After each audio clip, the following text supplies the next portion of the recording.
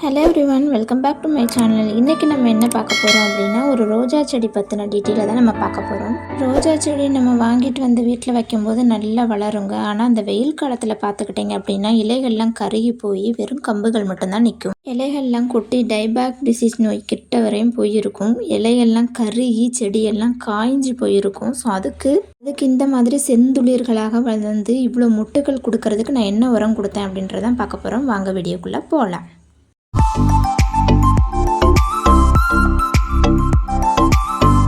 நல்லா கருகி இருந்த செடியில் இவ்வளோ ஒரு துளிர்கள் நான் கொடுத்த அந்த உரத்தினால 15 நாள்லேயே இந்த மாதிரியான ஒரு குரோத்துங்க. ஸோ நீங்களும் அதை பயன்படுத்தி பாருங்கள். என்னோடய ரோஜா செடியில் பார்த்துக்கிட்டிங்க அப்படின்னா இலைகளை நல்லா கருகி போய் வெறும் கம்புகள் மட்டும்தான் இருந்தது. இலைகளே இருக்காது. இலைகளே சுத்தமாக இல்லாமல் பார்த்தீங்கன்னா தெரியும், இந்த மாதிரி கருகி போயிருந்து. இப்போ நீங்கள் இதில் நல்லா டிஃப்ரெண்ட் பார்க்குறீங்க இல்லையா? ஸோ எவ்வளோ பச்சை பச்சையாக நிறைய துளிர்கள் வச்சு நிறையா முட்டுகளும் அதில் வச்சுருக்கு. இதில் ரிசல்ட் எப்படி வரணுன்றது பார்க்குறதுக்காக தான் நான் இந்த வீடியோ பதிவுமே அதில் எடுத்து வச்சுருக்கேன். பார்த்தீங்கன்னா இந்த மாதிரி வெறும் கம்புகள் மட்டும்தான் நின்றுட்டுருந்து. காஞ்ச இலைகள் அப்படியே இருந்தாலும் அப்படியே விட்டுருங்க. ஸோ இந்த மாதிரி தண்டுகள் அப்படியே இருக்கும் இல்லையா, பச்சையாக இருக்கும் இல்லையா, கீழே நம்ம என்ன பண்ணணும்னா கட் பண்ணி விடணும். கட் பண்ண போர்ஷனை எப்போயுமே நம்ம மஞ்சள் அப்ளை பண்ணிக்கிறணும். அப்படி பண்ணுறதுனால நம்மளுக்கு அந்த டைபேக் டிசீஸ்ன்ற நோயிலிருந்து நம்ம செடியை காப்பாற்றிக்கலாம். அதே மாதிரி ஈரப்பதம் எப்போயுமே இருக்கா அப்படின்றதே நம்ம செக் பண்ணணும். ரொம்ப ஈரப்பதம்ங்க நம்ம செடிக்கு இருந்தது அப்படின்னாலும் நமக்கு டைபேக் அந்த டிசீஸ் வேகமாகவே அட்டாக் ஆகிறதுக்காக நிறைய வாய்ப்புகள் இருக்குங்க. ரோஜா செடி நம்ம தொட்டியில் வச்சு வளர்க்குறோம் அப்படின்ற போது நம்ம அந்த முனைப்பகுதி இலைகள்லாம் நல்லா காஞ்சி போகுது, இலைகள்லாம் கருகி போகுது, அந்த முனையெல்லாம் கருகுது அப்படின்னா ஒன்று ஈரப்பதம் அதிகமாக இருக்கும் தொட்டியில். இன்னொன்று அதிகப்படியான தண்ணீர் விடும் போது சீக்கிரமே டைபேக்ன்ற டிசீஸ் நம்ம ரோஸுக்கு அட்டாக் ஆகும். இங்கே கொக்கோபீட் யூஸ் பண்ணுறீங்க அப்படின்னா முடிஞ்ச அளவுக்கு அதிகப்படியான கொக்கோபீட் யூஸ் பண்ணாமல் கரெக்டான லெவலுக்கு யூஸ் பண்ணுங்கள். கொக்கோபீட் ரொம்ப அதிகமாகவும் இருக்கக்கூடாது, ரொம்ப கம்மியாகவும் இருக்கக்கூடாது. நம்ம நார்மலாக நம்ம மண்ணு கூட மிக்ஸ் பண்ணுற அளவுக்கு மட்டும் இருந்தால் போதும். பார்த்து யூஸ் பண்ணிக்கோங்க. அது மட்டும் இல்லாமல் இந்த கொக்கோபீட் ஒட்டகம் மாதிரி தண்ணிகளை உறிஞ்சி வைக்கக்கூடிய சக்திகள் அதுகளுக்கு அதிகமாகவே இருக்கும். நம்ம பாட்டுக்கு டெய்லி தண்ணி ரோஸ் செடிகளுக்கு கொடுத்துக்கிட்டே இருக்கும் அப்படின்ற போது அந்த தண்ணி ஈரப்பதம் இருக்கிறத பார்த்து தான் நம்ம ரோஸ் செடிகளுக்கு எப்பயுமே கொடுக்கணும். நீங்கள் ஒரு செடிகளுக்கு தண்ணீர் விடுறீங்கன்றது அது ரொம்ப கவனமாக இருக்கணும். நம்ம கையை வச்சு அதை டெஸ்ட் பண்ணி பார்த்தாலே தெரியும் அது மண் ஈரமாக இருக்கா இல்லை ஹார்டாக இருக்கா அப்படின்றது. ஏன் நான் உங்களுக்கு இவ்வளோ தூரம் சொல்கிறேன் அப்படின்னா சீக்கிரமாகவே வேரழுகல் நோய்கள் தாக்காமல் இருக்கணும் அப்படின்னா நம்ம மண்ணை செக் பண்ணிக்கணுங்க. நம்ம நர்சரியிலேருந்து ரோஸ் செடியை வாங்கும்போது ஒவ்வொன்றையும் பார்த்து வாங்கி கொண்டு வைக்கிறோம். ஸோ அதனால தான் நான் உங்களுக்கு இவ்வளோ தூரம் எக்ஸ்பிளைன் பண்ணுறேன். சில செடியெல்லாம் கண்டிப்பாக இந்த மாதிரியான ப்ராப்ளம் நிறையவே வரும். ஸோ நம்ம கவலைப்பட்டுட்ருப்போம் இல்லையா, இப்படியெல்லாம் ஆயிட்டே அப்படின்றதுக்காக தான் நான் உங்களுக்கு இதை எக்ஸ்பிளைன் பண்ணுறது. செடி கிடச்சா அதுக்கான உரம் கிடைக்காது, உரம் கிடச்சா அதுக்கேற்ற செடி இருக்காது. ஸோ இந்த மாதிரி நம்ம என்ன பண்ணுவோம், கவலைப்பட்டுட்டு தான் இருப்போம். ஆனால் இன்றைக்கி நீங்கள் பார்த்துட்ருக்க இந்த வீடியோவில் என்னோட இந்த பழைய செடியை பாருங்கள். இதில் ஒரு இலைகள் கூட இந்த செடிகளில் கிடையாது. ஆனால் அதுக்கப்புறமா நீங்கள் பாருங்கள், இந்த செடியில் அவ்வளோ துளிர்கள் அவ்வளோ மொட்டுகளோட இலைகளோடு வச்சுருக்கு. நீங்களும் இந்த வீடியோவை ட்ரை பண்ணி பாருங்கள். நான் என்ன கொடுத்துருக்கேன் அப்படின்றத. நிறைய துளிர்கள் வரும். ஸோ இதெல்லாம் பழைய இலைகளே இல்லாத போது எடுத்த வீடியோஸ். இலைகள்லாம் வச்சதுக்கப்புறமா உங்களுக்கு இந்த வீடியோவை நான் அட்டாச் பண்ணுறேன். பாருங்கள் எவ்வளோ துளிர் வச்சு எவ்வளோ மொட்டுகளும் அதில் வச்சுருக்காங்க அப்படின்னு உங்களால் அதை கண்கூடாவே பார்க்க முடியுது.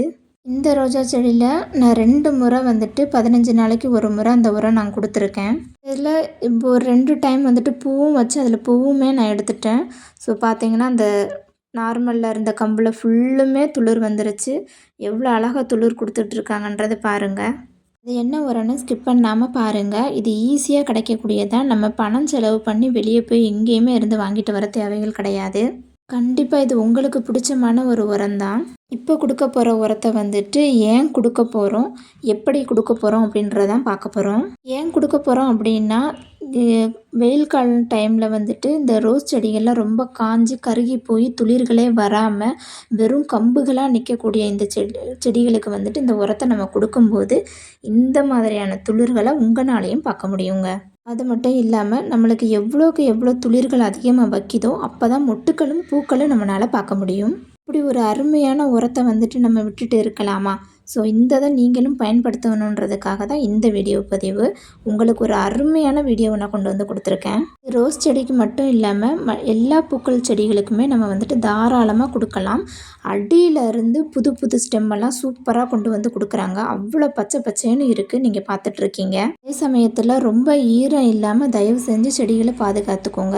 கொஞ்சம் ஈரம் இருந்தால் மட்டும் போதும். அது பவுடர் கண்டிஷனில் தான் நம்ம கொடுக்க போகிறோம். இந்த ரோஸ் செடியில் வந்துட்டு காய்ந்த இலைகள்லாம் இருக்கும் இல்லையா? ஸோ நியூ துளிர்கள் வந்ததுக்கப்புறம் அந்த காய்ஞ்ச இலைகள்லாம் நீங்கள் என்ன பண்ணுங்கள், ரிமூவ் பண்ணிவிடுங்க. ஏற்கனவே செடியில் வந்துட்டு தண்ணி விட்டுருக்கீங்க, ரொம்ப ஈரப்பதமாக இருக்குது அப்படின்னா அந்த மண் வந்து கொஞ்சம் ட்ரை ஆகி ஈரத்தன்மை கொஞ்சம் ஆனதுக்கப்புறமாட்டு நீங்கள் அந்த உரத்தை கொடுக்கலாம். ரொம்ப ஈரம் வந்துட்டு சேர்க்காதீங்க.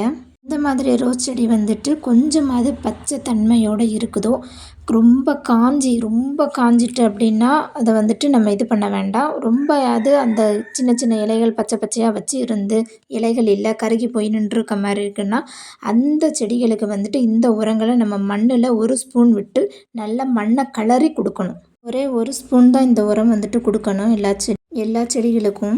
நான் எடுத்திருக்க பொருள் இது தாங்க. நல்ல பவுடர் கண்டிஷனில் வந்துட்டு மிக்சியில் போட்டு அரைச்சி எடுத்துக்கிறணும். இதை வந்து தாராளமாக 15 நாளுக்கு ஒரு முறை வந்து கொடுக்கலாம். ஒரு ஸ்பூன் வச்சு நீங்கள் 15 நாளுக்கு ஒரு முறை கொடுத்துட்டே வந்தீங்கன்னா இந்த மாதிரியான துளிர்களை பார்க்கலாம். இது கூட நான் ஒரு பொருளை மட்டும்தான் நான் ஆட் பண்ணியிருக்கேன். கண்டிப்பாக வந்துட்டு இது என்னென்னு உங்களுக்கு தெரிஞ்சிருக்கும். ஆசைப்பட்டு நம்ம வாங்கி சாப்பிட்ற சீசன் டைமில் மட்டும்தான் வாங்கி சாப்பிடக்கூடிய ஒரு பழம். பழத்தோடு சேர்த்து பழம் தரும் பலாக்கொட்டையை தான் நம்ம வந்துட்டு பார்க்க போகிறோம். இந்த பழத்தை நம்ம சாப்பிட்டுட்டு கொட்டைகளை வந்துட்டு வேஸ்ட்டாக தூக்கி தாங்க எறிவோம். நாங்கள்லாம் வந்துட்டு குழம்புகளுக்கு யூஸ் பண்ணுவோம். காரக்குழம்பு, கறி மசாலா குழம்பு, இந்த மாதிரி குழம்புகளுக்கெல்லாம் இந்த கொட்டையை வந்துட்டு பயன்படுத்துவோம். இதை வந்து நம்ம செடிகளுக்கும் பயன்படுத்த போகிறோம். அது மாத்திரம் இல்லாமல் இந்த கொட்டையை வந்துட்டு நிலக்கடலை நம்ம வேக வச்சு எப்படி சாப்பிடுவோமோ அதை போல் இதை வந்துட்டு வேக வச்சியும் நம்ம சாப்பிடலாம். அவ்வளோ சத்து நமக்கே இருக்கும்போது செடிகளுக்கு சத்துக்கள் வந்துட்டு தராதுங்களா? இந்த பழம் உங்களுக்கு கிடச்சிது அப்படின்னா நீங்கள் வந்துட்டு பாதியை நீங்கள் குழம்புக்கு எடுத்துக்கிறதா இருந்தாலும் எடுத்துக்கரலாம். மீதியை வந்துட்டு 15 நாளுக்கு நிழலில் வச்சு நல்லா காய வைங்க. அதை காய வச்சு 15 நாளைக்கு அப்புறமா நம்ம உடைக்கும் போது அதில் ஒரு கிறிஸ்பி தன்மை இருக்கும். அந்த தோடோடு எடுத்துக்கோங்க. அந்த ஓடை வந்து தயவு செஞ்சு தூக்கி போடாதீங்க. அதோடு சேர்த்து மிக்சியில் நல்லா குறப்பாக அரைச்சிக்கோங்க. உங்களுக்கு அது மிக்சியில் அரைப்படலை அப்படின்னா நல்லா வந்துட்டு ஒரு கல்லில் வச்சு தட்டிட்டு அதுக்கப்புறமா மிக்சியில் போட்டு நல்லா அரைச்சி எடுத்துக்கோங்க. அரைச்சி எடுத்துகிட்டு அப்படியே கொண்டு போய் நம்ம செடிகளுக்கு போடக்கூடாது. அது கூட வந்து கொஞ்சம் வேப்பம் புண்ணாக்கையும் சேர்த்து மிக்ஸ் பண்ணி போடணும். ஏன் அப்படின்னா வேப்பம் புண்ணாக்கை நம்ம சேர்த்து யூஸ் பண்ணுறதுனால நம்மளோட செடியில் ஆல்ரெடியே வந்துட்டு வேர் தாக்குதல் நோய்கள் வந்துட்டு இருக்கலாம். அப்படி இருந்தது அப்படின்னா அதை இன்னும் அதிகமாகாமல் பாதுகாக்கும். அதனால தான் வேப்பம் புண்ணாக்கு மிக்ஸ் பண்ணி வந்துட்டு நம்ம செடிகளுக்கு ஒரு ஸ்பூன் வச்சு கொடுக்குறேன். ஏன் இதை வந்து நம்ம செடிகளுக்கு கொடுக்குறோம் அப்படின்றத பார்த்துக்கோங்க. இதில் வந்துட்டு நிறைய பாஸ்பரஸ் சத்துக்கள் அதிகமாகவே இருக்குது. இன்னும் இதில் கால்சியம், விட்டமின்ஸ் நம்ம ஆல்ரெடியே வந்துட்டு வேப்பம் புண்ணாக்கு கொஞ்சம் சேர்த்துருக்கிறதுனால அதனால் நமக்கு வந்துட்டு தேவையான NPK சத்துமே வந்துட்டு வேப்பம் புண்ணாக்கிலே கிடச்சிருது. அது மட்டும் இல்லாமல் பூஞ்சை கொல்லியாகவும் இருக்கும். முடிஞ்ச அளவுக்கு இதே மெத்தடை வந்துட்டு நீங்கள் ஃபாலோ பண்ணுங்கள். ஒரு கைப்பிடி வந்துட்டு நம்ம பலாக்கொட்டை பவுடர் எடுத்திருக்கோம் அப்படின்னா ஒரு கால் பிடி வந்துட்டு நம்ம வேப்பம் புண்ணாக்கு மிக்ஸ் பண்ணிக்கணும். இதுவே நம்மளுக்கு வந்துட்டு போதுமான அளவு. இதை நீங்கள் வந்துட்டு ஸ்டோர் பண்ணி வைக்கிறீங்க அப்படின்ற போது ஒரு நிழலான பகுதியில் வந்துட்டு நம்ம ஸ்டோர் பண்ணி வைக்கலாம். இல்லை எதுவும் எறும்புகள் வரும் அப்படின்னு கேட்டுக்கிட்டிங்கன்னா வேப்பம் புண்ணாக்கு சேர்த்துருக்கிறதுனால எறும்புகள் வந்துட்டு வராது. வேப்பம் புண்ணாக்கோட ஸ்மெல்லை கண்டே எறும்புகள் வந்துட்டு வராதுங்க. நம்ம எப்போயுமே உரங்களை கொடுத்துட்டு மண்ணை நம்ம நல்லா கிளறி விடும்போது அதிகமாகவே வேகமாக வந்துட்டு நம்மளுக்கு அந்த சத்துகள் மண்ணுக்கு வேர்களுக்கு போய் சேர்ந்துடும். அதே மாதிரி நீங்கள் புதுசாக வாங்கிட்டு வர ரோஸ் செடிகளுக்குமே கொடுக்கலாம். இல்லை அப்படின்னா நம்ம ஆல்ரெடி நம்ம வீட்டில் இருக்கிற ரோஜா செடியில் ரீபாட்டிங் பண்ணுறீங்க அப்படின்னா அது கூட உரங்கள் கூட மிக்ஸ் பண்ணி கூட கொடுத்துக்கலாம். அதே மாதிரி நம்ம ரோஸ் செடி ரொம்ப டைபேக்கில் இருக்குது அப்படின்ற போது அதை கொஞ்சம் நிழலான பகுதிகளுக்கு கொண்டுட்டு போய் அது கொஞ்சம் நல்லா வளர ஆரம்பிக்குது அப்படின்ற சமயத்தில் இந்த உரங்களை கொடுங்க. அவ்வளோ சூப்பரான ரிசல்ட் வந்து கொடுத்துருக்கு. நீங்கள் பார்க்குற ஒவ்வொரு ரோஸ் செடியிலையுமே எவ்வளோ துளிர்கள் இருக்குன்னு உங்களாலே பார்க்க முடியும். இதே மாதிரி கண்டிப்பாக உங்கள் வீட்லேயுமே நல்ல துளிர்கள் வரும். இந்த உரத்தை நம்ம ரெடி பண்ணி வச்சுக்கிட்டோம் அப்படின்னா மழை காலத்தில் கூட நம்ம கொடுக்கறதுக்கு ரொம்பவே யூஸ்ஃபுல்லாக இருக்கும். மழை காலத்தில் வந்து நம்மளால லிக்விடான எந்த உரமும் வந்து கொடுக்க முடியாது. ஸோ இந்த மாதிரி பவுடர் கண்டிஷனில் இருக்க உரங்களை தான் நம்ம கொடுக்க முடியும். அதனால் நம்ம வர்றதுக்கு முன்னே நம்ம ரெடி பண்ணி வச்சுக்கிட்டா ரொம்ப யூஸ்ஃபுல்லாக இருக்கும். இந்த வெயில் காலம் தொடங்கி இனி மழைக்காலம் வாரது வரை நம்மளால் நிறைய உரங்களை வந்துட்டு சேகரித்து வச்சுக்க முடியும். நம்ம செடிகளும் வெயில் காலத்துலேயும் மழை காலத்துலையும் நிறைய பூக்கள் கொடுத்துக்கிட்டே இருப்பாங்க. முக்கியமாக ரோஜா செடிகளுக்கு நிறைய சத்துக்கள் வந்துட்டு தேவை. அப்போ தான் நம்மளுக்கு பூக்களும் வந்துட்டு நிறைய கொடுப்பாங்க. தரையில் வைக்கிறன்ற போது நம்ம வந்து ரோஸ் செடிகளுக்கு அதிக கேர் பண்ணணுன்றது தேவைகள் கிடையாது. ஆனால் தொட்டிகளில் வைக்கும்போது நம்ம அதிகப்படியான கேர்கள் கொடுத்தா மட்டுமே தான் பூக்கள் வந்து அதிகமாக கொடுப்பாங்க. கண்டிப்பாக உங்களுக்கு இந்த வீடியோ பதிவு ரொம்ப பிடிச்சமானதாக இருந்திருக்கும். ஸோ நீங்கள் போய் தேடி தேடி அலையவே வேண்டியது இல்லைங்க உரங்களுக்காக. நம்ம வீட்டில் இருந்தபடியே எல்லா உரங்களையுமே ரெடி பண்ணி நம்ம ரோஸ் செடிகளுக்கு கொடுக்கலாம். ஸோ இந்த வீடியோ பதிவு உங்களுக்கு பிடிச்சிருந்தது அப்படின்னா லைக் பண்ணுங்கள், ஷேர் பண்ணுங்கள், கமெண்ட் பண்ணுங்கள். மறக்காமல் சப்ஸ்கிரைப் பண்ணுங்கள். உங்களோட ஃப்ரெண்ட்ஸ் அண்ட் ஃபேமிலிஸ் எல்லாருக்குமே இதை ஷேர் பண்ணுங்கள். உங்களுக்கு ஏதாவது இந்த வீடியோ பதிவில் ஏதாவது டவுட் இருந்தது அப்படின்னா எனக்கு கண்டிப்பாக மறக்காமல் கமெண்ட் செக்ஷனில் கமெண்ட் பண்ணுங்கள். கண்டிப்பாக உங்களுக்கு நான் வந்து ரிப்ளை கொடுக்குறேன். ட்ரை பண்ணிவிட்டு மறக்காமல் ரிசல்ட் எப்படி இருந்ததுன்னு சொல்லுங்கள். Happy gardening.